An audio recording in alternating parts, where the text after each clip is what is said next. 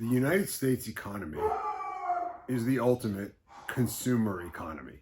We hear that all the time. It's all about the consumer.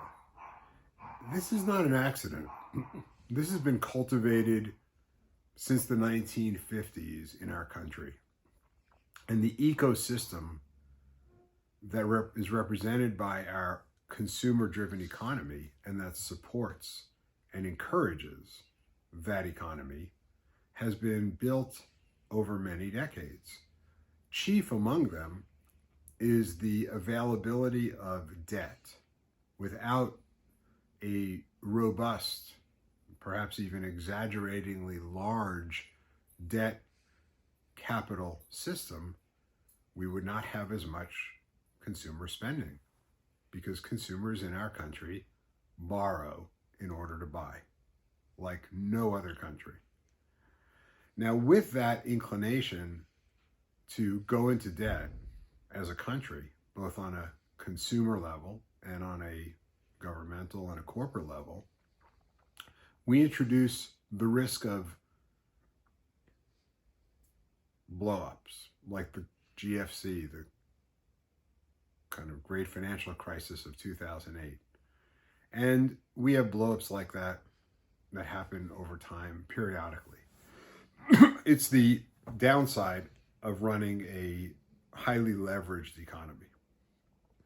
The kind of underwriter of that debt, of that risk, the group of people who kind of pay the price for that risk is the American taxpayer collectively. We all pay for that risk. So when things blow up because we're running too large of a leveraged system, the price is paid collectively by American citizens and American taxpayers, either in the form of dislocation. We saw a lot of foreclosures and lost jobs and economic decline, or dilution of the value of our currency in the form of inflation. Anyhow, that's the risk that's inherent in a system that's highly leveraged. And again, the U.S. taxpayer and citizen pays for that risk periodically, underwrites that risk. So when a foreign company wants to enter our ultra-large consumer-driven economy and sell their products, if they don't underwrite some of that risk too, or pay some sort of a price for entering that market, well, then I think they're getting an unfairly good deal because they're coming in and getting the benefit of selling into this incredible consumer economy that's incredible largely because of the amount of debt that we're willing to incur in our society.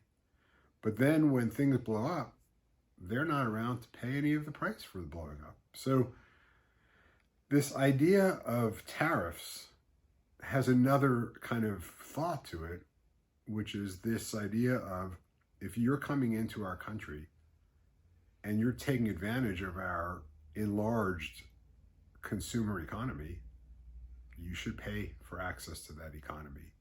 And then we could take that payment and apply it to the rainy day that's destined to come and seems to come every, 7 or 10 or 15 years, because it's going to come because we're running a large leveraged economy.